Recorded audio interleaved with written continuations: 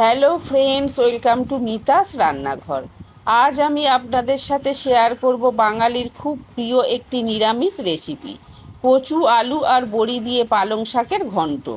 গরম ভাতে প্রথম পাতের জন্য এটি একদম সেরা। চলুন তবে ঝটপট দেখে নিই আজকের রান্না। কড়াইতে সর্ষের তেল গরম করে বাড়িতে তৈরি মটর ডালের মশলা বড়িগুলো দিয়ে দিলাম।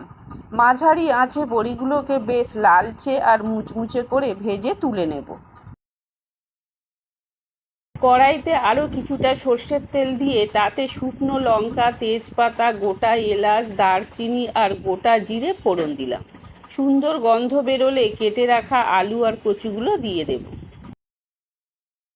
এবার এতে 1 চামচ নুন, 1 চামচ হলুদ আর লাল লঙ্কার গুঁড়ো, টমেটো কুচি আর কাঁচা লঙ্কা দিয়ে দিলাম।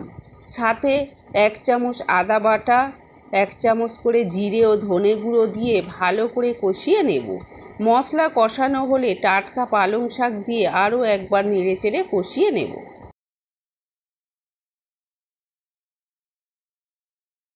সবশেষে পরিমাণ মতো জল দিয়ে দেব। খুব বেশি জল দেব না, আবার শাক থেকে জল উঠবে। স্বাদের জন্য 1 চামচ চিনি আর আগে থেকে ভেজে রাখা মুচমুচে বড়িগুলো দিয়ে দিলাম। কিছুক্ষণ নেড়ে চেড়ে সবটা মাখো মাখো হয়ে এলেই তৈরি আমাদের গরম গরম পালং শাকের ঘন্ট। তৈরি হয়ে গেল আমাদের দারুণ স্বাদের কচু পালং শাকের ঘন্ট।